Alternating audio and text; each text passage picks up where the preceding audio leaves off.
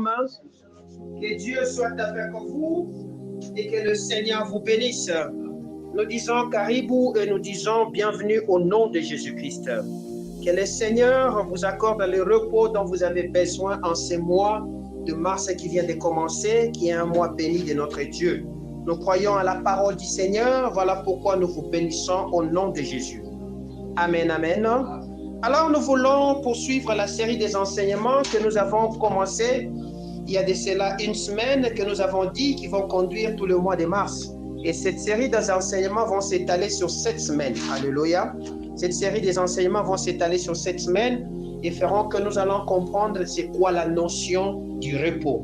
En réalité, pour nous, le mois de mars est le mois qui couronne le repos du Seigneur dans nos vies. Alléluia. C'est ce que le Seigneur voudrait faire dans nos vies. C'est comme ça que la fois passée, j'ai essayé d'effleurer pour essayer d'annoncer c'est quoi le repos. Quand nous avons lu avec vous l'histoire que Jésus était en train de relater dans Luc, qui concernait, il dit, comme il en était du temps de Noé, comme il en était du temps de Lot, ces choses vont s'accomplir exactement. Nous avons dit que Noé représentait le repos. Alléluia, parce que Noé signifie repos. Et nous avons dit, Lot signifiait ce qui est caché. Et les deux personnages sont diamétralement opposés. Mais pourquoi le Seigneur devait le mettre en un seul discours et nous faire comprendre ces choses là-bas? Et nous nous sommes posé la question de savoir est-ce que réellement l'homme de Lot et l'homme de Noé avait-il trouvé ce repos dont il était en train de chercher? C'est comme ça que nous avons dit, nous allons essayer de comprendre cette notion au travers de cette manière dont le Seigneur voudrait que nous puissions nous procurer de son repos dans nos vies. Amen. Et ce matin, je voudrais que nous puissions ensemble avec vous comprendre notre premier pilier de cette manière dont nous devons nous reposer dans la chose de Dieu et dans les promesses du Seigneur. Cela se passe par la notion de la foi dans la parole de Dieu. Amen. Pour cela, nous allons lire Proverbe chapitre 1er, le verset 33e. Est-ce qu'on peut se mettre debout? Que mon Dieu vous bénisse. Proverbe chapitre 33, 1er, le verset 33, la parole du Seigneur me dit, mais celui qui m'écoute reposera avec assurance. Il vivra tranquillement et sans craindre aucun mal. Amen. Que mon Dieu vous bénisse. Vous pouvez vous rasseoir. Vous lirez chez vous Hébreux chapitre 11, le verset 7. Mais en attendant, je vais compléter quelque chose. Nous sommes dans Marc chapitre 9, le verset 23 au verset 24. Voici ce que la parole du Seigneur me dit. Marc chapitre 23 et Marc chapitre 9, le verset 23. La parole du Seigneur me dit ceci dans la même version. Pardonnez-moi. 8 secondes. La parole du Seigneur me dit au verset 23. Jésus lui dit, si tu peux, tout est possible à celui qui croit.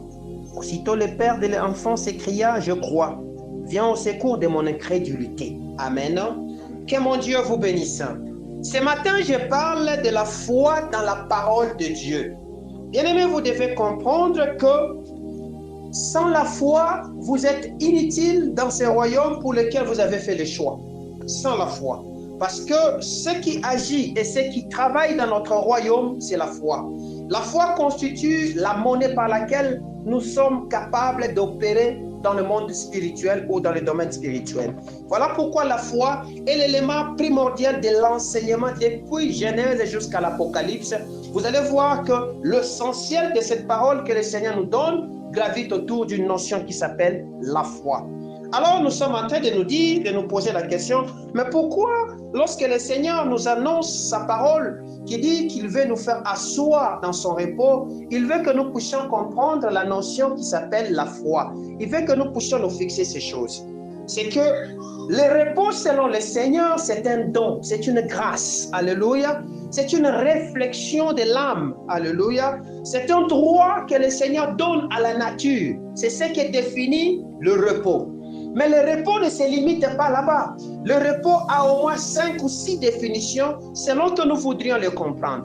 Parce que lorsque vous prenez la notion du repos dans l'Ancien Testament et vous prenez la notion du repos dans le Nouveau Testament, vous allez voir que le dialogue ou le discours ne sont pas tellement concordantes. Alléluia. Parce que dans l'Ancien Testament, selon Lévitique, par exemple, vous allez voir que la notion du repos, c'était la cessation de la culture. Voilà pourquoi, à un moment donné, on parlait de l'année sabbatique. Cette année où on disait que certaines cultures qui tourmentent les sols, on devait, comment dirais-je, cette année-là, on ne faisait rien, on laissait tout germer, afin que la terre puisse revivre. Alléluia. C'est comme ça qu'on parlait de la notion de l'année sabbatique, l'année du repos, l'année que le Seigneur donnait en ces temps là-bas. Puis il va venir, à un moment donné, toujours dans l'Ancien Testament, lorsqu'on voudrait spécifier, on dit que le repos, c'est le couronnement, alléluia, le couronnement des efforts, la récompense du travail que le Seigneur accorde à quelqu'un. Alléluia. Le couronnement des efforts et la récompense. Et quels sont ces efforts? Ce sont des efforts que le Seigneur vous a donnés comme tâche, comme mission à accomplir. Voilà pourquoi, dans 2 Corinthiens, lorsque Paul fait sa lettre dans 2 Corinthiens, je crois, chapitre 2, verset 15, il parle de cette notion. Alléluia. C'est-à-dire qu'il nous montre que lorsqu'on accomplit sa tâche, on est censé obéir, on est censé recevoir une récompense qui s'appelle le repos. Il y a des tâches alors que nous devrons suivre, il y a des tâches alors que nous devions accomplir.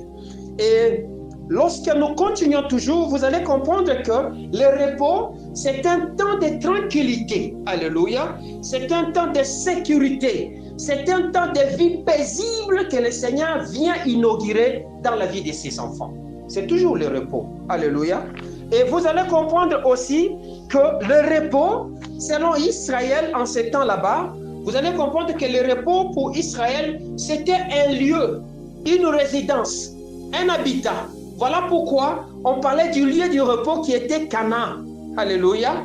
Pour eux, lorsqu'ils devaient atteindre Canaan, ils auraient le repos. C'était lié à une résidence. Et en définitive, lorsque vous lirez dans Job, vous allez comprendre que le repos touche aussi à la notion de l'âme, l'intelligence de la personne. Voilà pourquoi on parle de la félicité. C'est-à-dire, l'âme ou l'intelligence de la personne n'est plus troublée, il est dans la félicité, dans le calme. Il croit, c'est-à-dire son intelligence croit avoir accompli tout ce qui était essentiel, il se jouit, il vit de cela. Alors, nous disons que c'est moi qui commence. Voilà de manière générale ce que le Seigneur voudrait faire dans la vie des gens. De manière prophétique, si je devais parler, je dirais que c'est un mois où le Seigneur voudrait venir couronner tes efforts de recherche sur lesquels tu avais basé ta foi.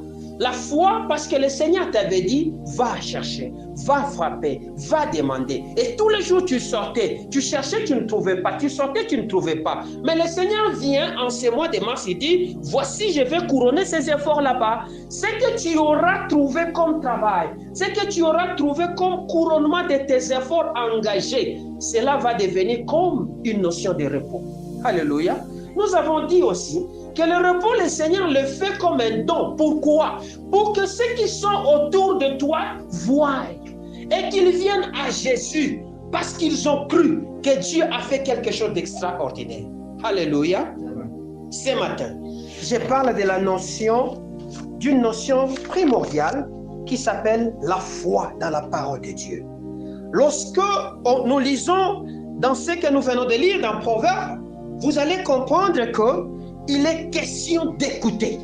Donc, la foi réside dans l'écoute. La foi ne réside pas dans n'importe quelle écoute, mais dans l'écoute de la parole de Dieu. Voilà pourquoi la Bible me dit que la foi vient de ce que l'on entend, et ce que l'on entend vient de la parole de Dieu. Donc la foi ne peut pas venir du fait que moi, Elvis, je te donne des paroles. Non. Du fait que ton père t'a laissé une parole, ou du fait que ta mère t'a laissé une parole, ou quelqu'un t'a fait une promesse qu'au mois de mars, je vais te convoquer pour travailler. Non. Mais ta foi doit vivre parce que tu y as entendu et tu as écouté l'Éternel te parler. Donc, la foi réside sur une notion que nous appelons la parole révélée. Alléluia. La parole révélée. Parce que la parole, c'est un ensemble de paroles révélées et de paroles écrites. Les paroles écrites, c'est ce qu'on nous a synthétisé sous la forme de 66 livres que vous appelez aujourd'hui la Bible. Mais les paroles révélées, c'est l'ensemble de toutes ces révélations, de toutes ces paroles que tu reçois par des songes, par des visions, par des révélations, au travers d'un ami, au travers d'un frère, au travers de la nature, au travers des circonstances, des événements que tu vas vivre, l'ensemble de toutes ces choses là-bas. Quand c'est appuyé par le Saint-Esprit, cette parole-là, nous l'appelons la révélation. Alléluia.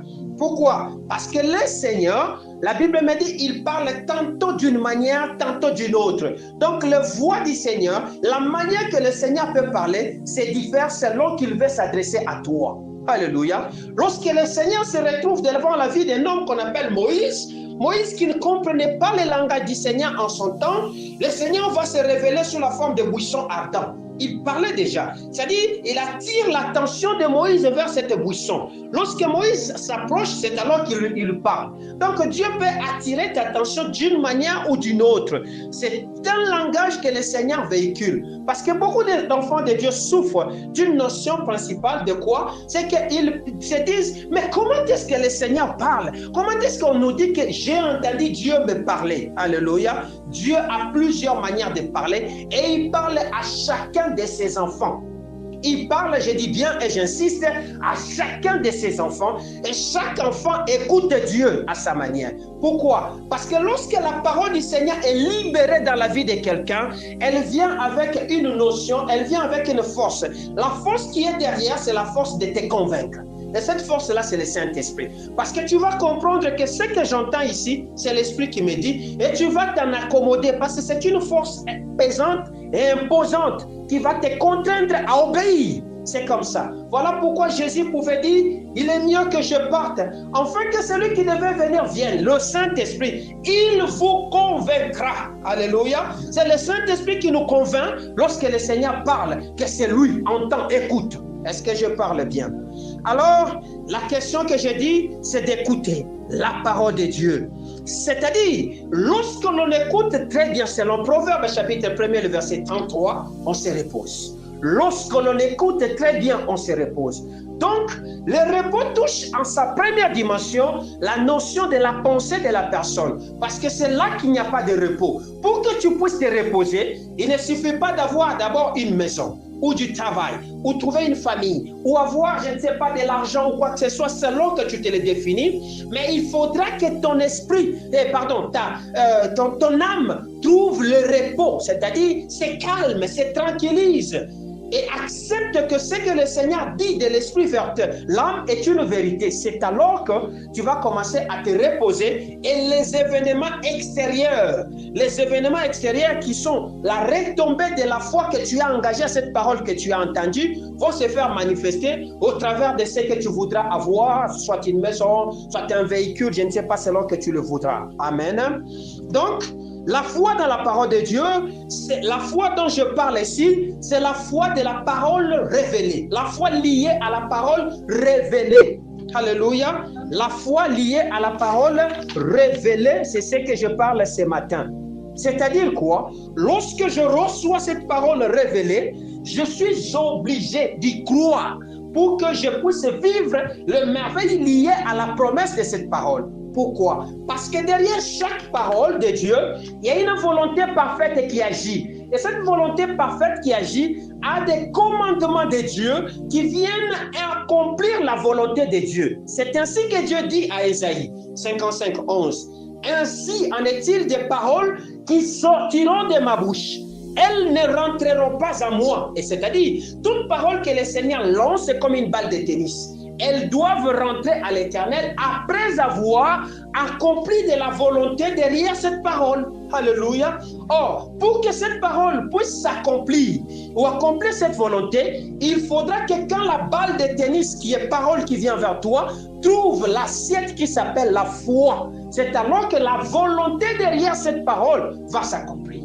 Qu'est-ce que le Seigneur dit? Il dit, prenons que le mois de mars, c'est le mois du repos. Ce n'est pas quelque chose que j'ai lu. Ce n'est pas quelque chose que j'ai cherché dans mes notes, mais c'est quelque chose que j'ai entendu de mes oreilles. Où le Seigneur me dit, dis à mon peuple, je vais les faire asseoir dans mon repos. Vous voyez? La première des choses, quand je reçois une telle parole, je suis obligé d'y croire. Pour que j'accepte que cette nourriture qui est la parole, ça s'aille à moi. C'est alors qu'elle va commencer à produire ce qu'elle est venue faire comme volonté dans ma vie. Selon que Dieu voudrait que ça accomplisse dans ta vie. Soit tu te donnes ce que toi tu cherches. Est-ce que je parle bien? Est-ce que je parle bien? Donc, le problème, c'est de croire. Lorsque je ne crois pas, je n'ai pas le repos. Lorsque je ne crois pas, il n'y a pas de repos à moi. Voilà pourquoi le Seigneur, dans la situation du roi Nebuchadnezzar, qui va rêver cette nuit-là, quelque chose qui va l'effrayer. Et bizarrement, il oublie. Nebuchadnezzar appelle les sages pour qu'on lui donne d'abord la vision et ensuite l'interprétation de ces choses. Personne n'a eu. On va aller chercher un homme qui s'appelle Daniel. Je suis dans Daniel chapitre 2. Alors Daniel va se mettre à prier pour que le Seigneur le révèle cette parole ou cette vision qu'il avait donnée à Nebuchadnezzar et lui en donne l'explication. Pendant que Daniel priait, lorsque vous lisez dans Daniel chapitre 2, je crois le verset 19e, la Bible me dit, aussitôt qu'il a reçu la réponse, il arrêta. Il commença à adorer le Seigneur. Alléluia. C'est-à-dire quoi? Lorsque vous venez à Jésus, lorsque vous venez au Seigneur, vous venez chargé, vous venez préoccupant, vous venez troublé, vous n'avez pas de solution en vous. Alléluia. Vous n'avez rien qui puisse vous donner la confirmation. Voilà pourquoi Jésus pouvait dire, venez à moi, vous tous qui êtes fatigués et chargés. C'est-à-dire, quand je viens à Jésus, ce ne sont pas seulement les charges du péché, ce sont les charges de mes pensées, de mes problèmes, de mes préoccupations qui pèsent sur moi comme un fardeau. Je viens les déposer devant Jésus. C'est alors que Jésus va me faire asseoir dans le repos. Alléluia. Pourquoi? Parce que le repos dans la nouvelle révélation, dans la nouvelle alliance, c'est un homme. Et cet homme, c'est Jésus. Alléluia. Le repos dans la nouvelle alliance, c'est un homme. Ce n'est plus une résidence. Ce n'est plus une destination. Ce n'est pas un assouplissement. Non, c'est Jésus. Or, Jésus, c'est qui? Jésus, c'est la parole qui s'est révélée. Alléluia. Donc, Jésus, c'est cette parole que le Seigneur révèle en toi. Et quand tu la reçois comme telle, tu vivras Jésus. Donc, je peux dire que Jésus, au courant de ce mois de mars, c'est le repos. Si je reçois le repos, j'ai déjà reçu Jésus. Alors, le repos qui est Jésus là, que moi je définis comme Jésus, va maintenant se distinguer en me montrant de quoi il est capable pour agir dans ma vie. Selon la foi que je vais lui donner. Est-ce que je parle bien? Alléluia. Daniel va prier. Et lorsque Daniel reçoit la réponse, la Bible me dit, en réalité, il arrêta, il commença à adorer. En d'autres termes, il a compris qu'il est entré dans le repos. Pourquoi? Parce que lorsque le repos du Seigneur se manifeste dans ta vie, il y a la notion de la paix qui commence à se développer. Il y a la notion de la joie qui commence à t'affecter. Il y a la liberté de Jésus qui va te distinguer. Or, c'est-à-dire, quand je viens, contrôlez-moi ces enfants, quand je viens à Jésus, je suis troublé, n'est-ce pas? Je ne comprends rien. Je n'ai pas de réponse. Pour que je sache que Yahweh, Jésus m'a répondu, pour que je sache que je suis affecté par son repos, la première des choses, j'avais des inquiétudes dans ma tête. J'avais des troubles dans ma tête et subitement je sens qu'une forme de stabilité ou de repos ou de paix s'installe dans ma tête. Je dois changer de sujet. C'est-à-dire que le Seigneur m'a déjà répondu. Je dois commencer à adorer. Alléluia. Le Seigneur t'a répondu. Tu n'as pas besoin que quelqu'un soit rempli de l'esprit pour commencer à dire des choses en langue pour te dire qu'il t'a répondu. Non, tu as déjà trouvé la réponse parce que ton cœur était troublé. Mais dès l'instant que tu es entré dans la douce et lumineuse présence de Dieu, tu as senti comme si on t'a téléporté dans la paix de Dieu. C'est comme si momentanément ta souffrance s'est arrêtée. C'est comme si momentanément ta maladie s'est arrêtée. Si tu veux asseoir maintenant cette solution en toi, change de sujet, commence à adorer et directement le miracle va s'accomplir. C'est comme ça que nous procurons de la paix de Dieu. Nous prenons la paix de Dieu, nous en faisons nôtre. Est-ce que je parle bien?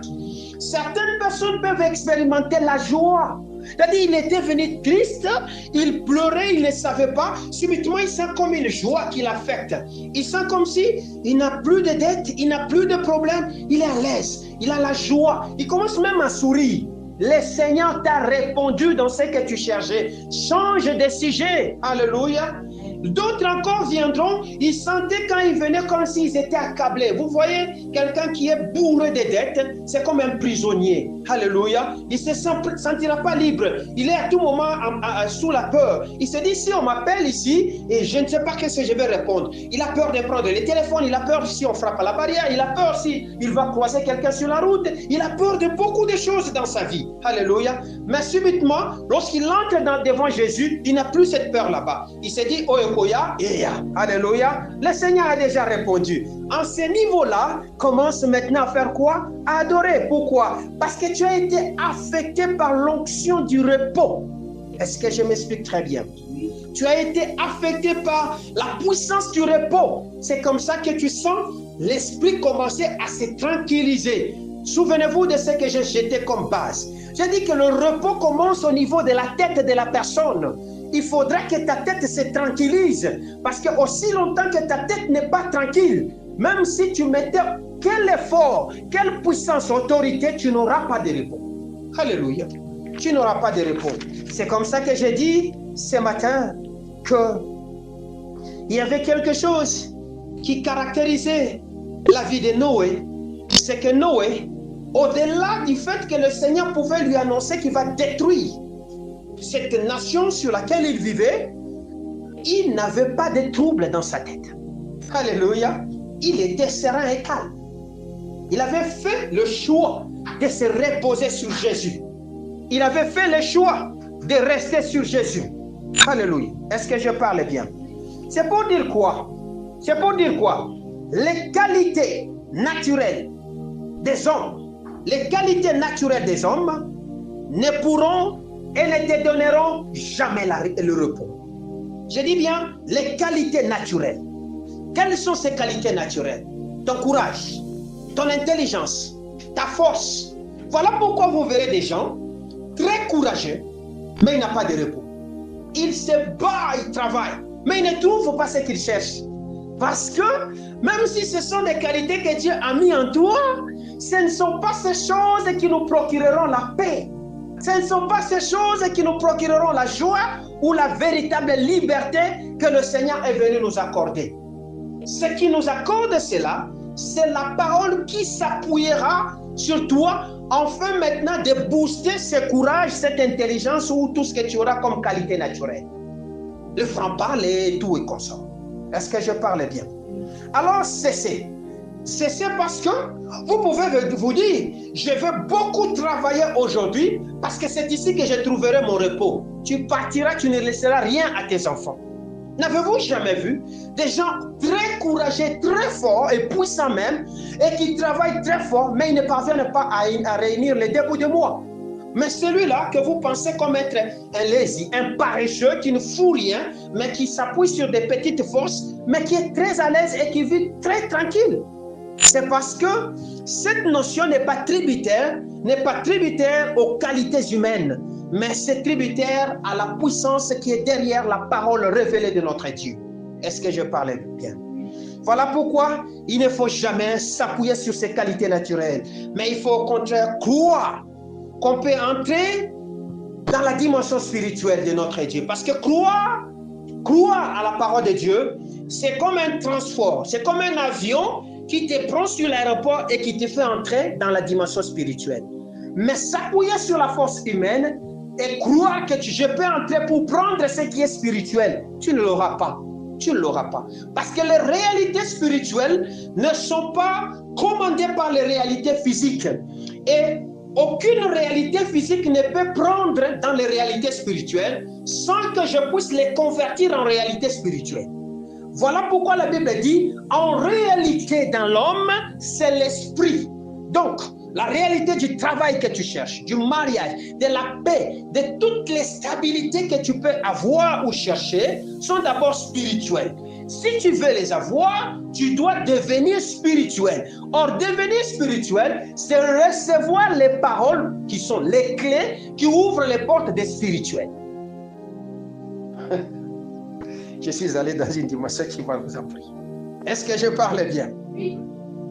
C'est pour dire quoi?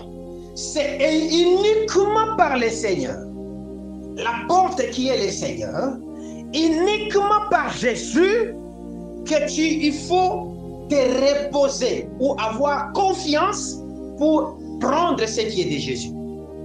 Sans lui, tu n'auras rien. Uniquement par sa parole. Si Jésus dit tu vas avoir du mariage, c'est uniquement sur sa parole que tu prendras le mariage. Ce n'est pas par tes efforts, ni par ton courage, ni même par ta puissance. Est-ce que je parle bien? Le grand danger de croire à sa force naturelle, aux qualités naturelles, c'est quoi? C'est que c'est le désert que tu cherches, tu es en train d'ouvrir devant toi. Est-ce que je parle bien? Je vais m'appuyer sur quelqu'un. Il y a cet homme qui était instruit dans toute la sagesse égyptienne, qui était tellement intelligent, il avait toutes les bonnes qualités. Cet homme, nous l'appelons Moïse. Il pensait que par sa qualité, ou sa sagesse, ou son instruction, il libérerait les enfants d'Israël. C'est comme ça qu'il a mis sa force, là que le Seigneur n'avait pas besoin de la force pour libérer Israël. Et à cause de cela, il s'est retrouvé prisonnier, il s'est retrouvé dans le désert. La Bible me dit que quand cet événement s'est passé, il avait 40 ans. Le Seigneur, parce qu'il croyait à la sagesse de l'instruction égyptienne, il croyait à la sagesse de la force qu'il avait reçue dans la maison du Pharaon, pendant 40 ans, le Seigneur va aussi le prendre 40 ans dans le désert pour le dépouiller de cette force, de cette notion de qualité qu'il croyait qu'il pouvait avoir pour la délivrance d'Israël. Dieu va le dépouiller pendant 40 ans. Et il l'a transformé en un simple berger jusqu'à ce qu'il a compris comment est-ce qu'on peut entrer dans la dimension spirituelle. Et il a commencé à comprendre le code du langage spirituel. C'est alors qu'à l'âge de 80 ans, quand il a été totalement dépouillé des instructions égyptiennes qui sont des qualités qu'il avait sur sa chair, c'est alors que le Seigneur va la renvoyer maintenant pour aller libérer Israël. Et quand Dieu va l'envoyer pour aller libérer Israël, les 40 autres années qu'il va vivre, ce sont le temps de gloire de la manifestation qu'il avait vécue. Est-ce que c'était par sa force? Non.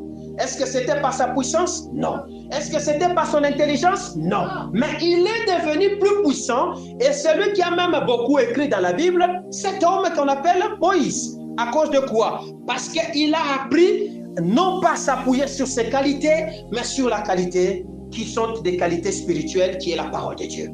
Est-ce que je parle bien? Oui. Je peux donner un autre exemple. Allons-y. Il s'agit de l'histoire d'un homme qu'on appelle Moïse et de l'autre. Il se retrouve devant une bataille, c'est que le bruit s'installe dans le troupeau. Et cet homme de sage, Moïse et Abraham qui était, pour ne pas amener le bruit dans son troupeau, il demande à ce qu'on se sépare. C'est là qu'il y a le problème. Dans cette séparation, chacun s'appuyait sur une des qualités. L'homme de Moïse et d'Abraham s'appuiera sur la qualité spirituelle qui était la sagesse de Dieu. Voilà pourquoi l'attitude d'Abraham n'était pas l'attitude de regarder avec les yeux pour choisir, mais c'était l'attitude de sonder l'intérieur. La Bible me dit, il était incliné. Alléluia, il avait la tête penchée. Parce que vous allez le comprendre comment le Seigneur va lui dire quand il s'est séparé de l'autre, lève les yeux maintenant et regarde. C'est-à-dire, en d'autres termes, sous la forme de révélation, il était en train de faire le choix par la prière au travers de Dieu. Parce que celui qui a les yeux penchés, c'est une attitude d'humilité, une attitude de prière, spirituellement parlant. Est-ce que je parle bien? Mais voyez ce que l'autre va faire. L'autre s'appuyant sur les qualités humaines de ses yeux, pensant qu'il faisait le meilleur des choix, en prenant résidence dans la vallée verdoyante de Sodome et Gomorrhe, il est allé échouer. Voilà pourquoi Lot ne représente pas le modèle de la qualification, mais le modèle de l'échec. Est-ce que je parle bien? Donc, lorsque vous vous appuierez sur votre intelligence, lorsque vous vous appuierez sur votre sagesse et votre puissance au mois de mars pour chercher à obtenir ce que Dieu a déclaré au courant de ce mois, vous allez échouer. Vous direz que le Seigneur a dit c'est le mois de repos, mais comment je n'ai pas trouvé? C'est parce que vous n'avez pas fait le principe qui est le principe intrinsèque de s'appuyer non pas sur les qualités naturelles, mais sur les qualités spirituelles qui se développent par l'écoute. Souvenez-vous des Proverbes chapitre 1er, verset 33. Est-ce que je parle bien? Que mon Dieu vous bénisse. Que mon Dieu vous bénisse. Donc, faisons très attention dans nos choix et évitons ce qui s'appelle de s'appuyer sur nos qualités, mais appuyons-nous sur les qualités de Dieu. C'est-à-dire quoi? C'est-à-dire que quand vous ne voulez pas écouter ce que Dieu dit, vous vous endurcissez, vous vous fermez. Alléluia. Et le risque encouru pour quelqu'un qui se ferme, c'est de devenir muet. C'est-à-dire votre parole n'a plus d'autorité. Est-ce que je parle bien? Et lorsque vous lisez dans Luc chapitre 1er, il y a une belle histoire qui nous instruit dans cette histoire. C'est l'histoire de cet homme qu'on appelait, il était vieux, il n'avait pas d'enfant. Il s'appelle Zacharie. Il avait sa femme. L'ange qui se présente devant eux annonce ou apporte une parole. Mais voyez la manière que les deux personnes vont recevoir la parole. L'homme de Zacharie dit, vraiment à mon âge, je peux encore avoir un enfant. Mais la femme croit que c'est encore possible. L'ange, voyant ces deux attitudes, va punir l'un. Il dit, à cause de cela, tu deviendras muet. Il a fermé la bouche. C'est-à-dire, lorsque je cesse de croire à la puissance de la parole de Dieu, lorsque je cesse de manifester la foi à la parole de Dieu, le Seigneur me ferme la bouche. C'est vrai. Physiquement parlant, tu peux parler, tu peux tout dire. Mais ta parole n'est pas entendue. Parce que la réalité spirituelle, il faudra que les gens écoutent ta parole. Or, ils ne l'écouteront que lorsqu'il y a une puissance qui l'accompagne. Il y a une force qui accompagne cette parole. C'est-à-dire, mon incrédulité peut m'empêcher de me faire entendre dans tous les endroits où je suis en train de chercher à aller trouver de l'aide. Est-ce que je parle bien? Je suis en train de chercher du travail.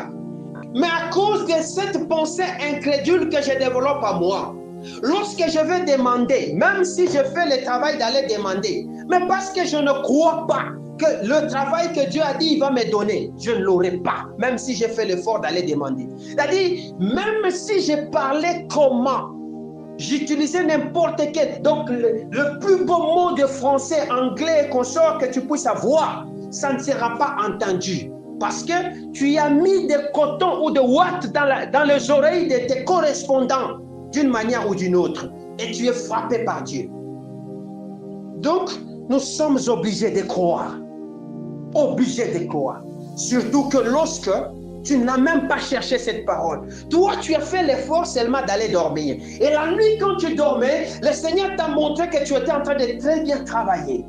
Tu étais dans un endroit à l'aise. Tu étais dans une belle maison. Il t'a dit que ça, c'est à toi. Lorsque tu te réveilles, l'attitude qu'il faut faire, c'est de te mettre à genoux, d'adorer le Seigneur, de le remercier et de croire maintenant que le Seigneur est capable d'amener ce que tu as vu spirituellement là à une manifestation physique. Pourquoi? Parce que la foi appelle à l'existence les choses qui n'existaient pas. Elles existent comme si elles existaient. Est-ce que je me fais comprendre? Devant la stérilité de Marie, devant la stérilité de Zacharie, ce qui devait appeler à l'existence, c'est la foi qu'ils attachaient à la parole que l'ange était en train de venir leur accorder, et non à la virilité de l'homme qu'on appelle Zacharie, ni à sa force ou à ses qualités naturelles, parce qu'il en avait déjà perdu. Alléluia. Il avait déjà perdu ces choses. Ton problème, c'est que tu crois à cause de ta licence, à cause de ton master, à cause de ce que tu es en train de faire, parce que tu sors très tôt le matin et que tu dois aller chercher, parce que tu dois te battre. Tu penses que c'est avec ça que tu auras. Bien-aimé, on est là, on va compter les mois, on va compter des jours et des années. Tu verras que ces choses ne te procureront rien. Alléluia.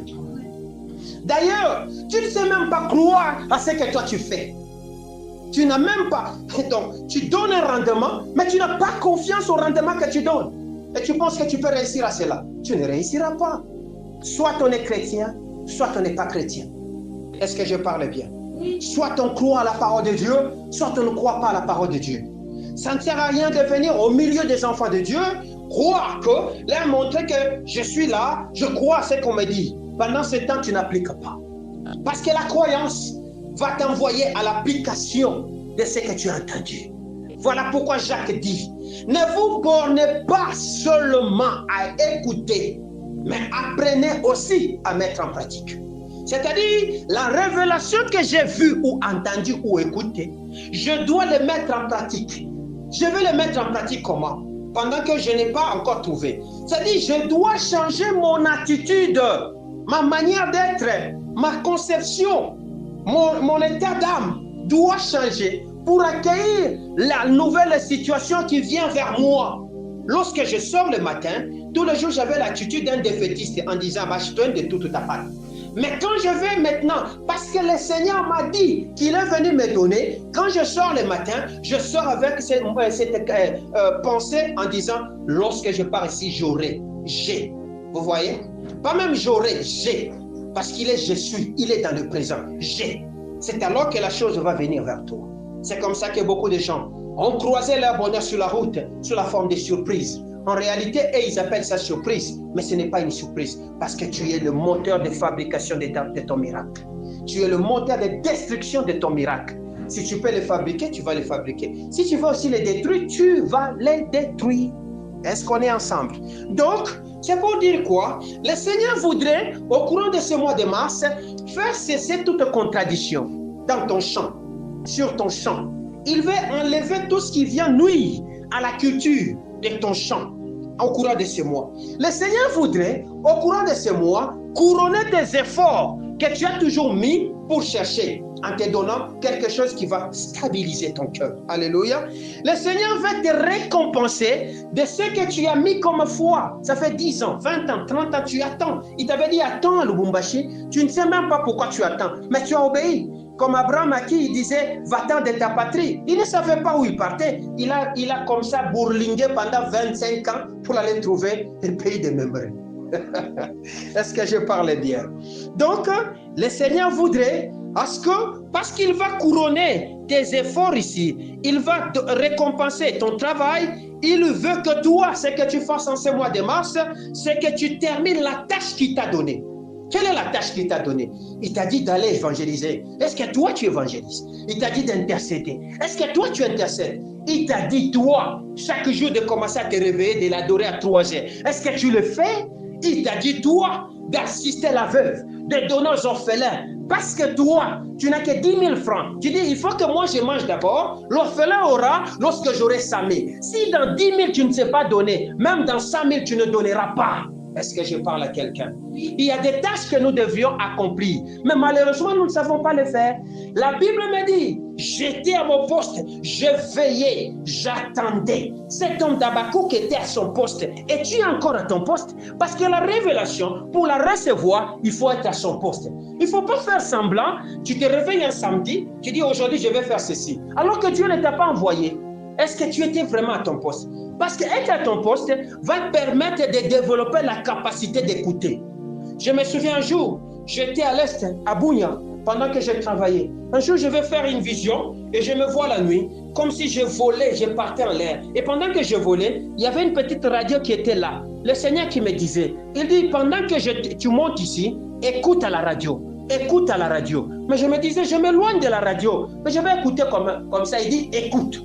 Alléluia. Ton problème, c'est que quand Dieu t'élève, il t'élève, tu prends la radio, tu mets en mode switch off, tu le fermes. Tu n'écoutes plus. Tu es devenu tellement orgueilleux, imbu de puissance, tu crois que tu es arrivé. Tu commences à faire ce qui est contraire. Bien-aimé, tu vas échouer parce que ton élévation est liée à la capacité de l'écoute de la radio. Parce que c'est la radio qui va émettre pour te dire danger, danger, danger. Pour te dire arrête-toi. Pour te dire avance. Pour te dire dors par terre. Shimama, Fanny, c'est la radio. Est-ce que je parle à quelqu'un? Que mon Dieu vous bénisse. Alors, faisons bien attention parce que si vous voulez vous reposer de vos efforts, vous reposez comme Noé, vous reposez comme beaucoup, les héros dans la foi se sont reposés, vous allez comprendre que vous avez besoin d'avoir une foi inébranlable. Alléluia. Et la foi, on ne l'a pas parce que tu es en train d'espérer à trouver du travail. Il faut écouter. Et ce que tu vas écouter, il faut croire à ce que tu vas écouter. C'est alors que le Seigneur te bénira. Qu'est-ce que tu as écouté au courant de cette semaine? Qu'est-ce que tu as écouté au courant de cette semaine? Grave cette prophétie. Il y a certaines choses, quand tu écoutes, il faut les écrire. Parce que même si ça tarde, ça s'accomplira toujours. Mais toi, tu écoutes et tu n'écris pas pendant que tu as étudié. Même si tu ne sais pas écrire, prends ton téléphone là, enregistre. Nous sommes les deux. Il est 2h du matin. Par la grâce de Dieu, je viens de voir une vision où le Seigneur me montre que je suis à Singapour en train de faire des affaires. Je grave cette prophétie parce que ça s'accomplira au nom de Jésus. Quand on est enregistré, c'est toi. Pinapita Mashiku, Seigneur, le 2, tu m'avais réveillé, tu m'as montré à Singapour. Mais où tu m'as kuzeka, Singapour ni malemba nkulu ni wapi wako na nitepeleka. Unajua mkumbusha parce qu'il se tient derrière sa parole. Il l'accomplira et certainement. S'il y a un problème avec Dieu, il n'aime pas qu'on le tienne au mot. Comme on a dit tout mkumbusha, wa Mungu, directement la répondre. Hier, j'étais réveillé, j'étais appelé par une dame, une soeur avec qui on prie et elle doit s'accoucher. Ça fait 2 jours qu'elle est partie, le travail commençait, ça s'est arrêté. Elle me dit, papa, ça ne va pas. Elle dit, ah, ok. Bouge chez Nazala Kandir. Ok. Ngombe chez Nazala Kandir. Est-ce que Nazala comme césarienne? Ah, bah. Tu crois que Ounez Nazala? Dire. Prions. Mais n'a pas mon canisi. Mais n'a fait 45 minutes. N'a commencé à mourir 7 nuits. Pendant que j'ai dit la tentation, il panda, il a tchouka, il a bien gagné 3. Ok. Mais n'a dit 10. Il bouge pas. Ou Tazala. Mais n'a là. 4h du matin, elle m'appelle. Papa, poche de Dieu n'a pas sous cancer. Voilà. Parce que je crois à la parole que Dieu m'a dit.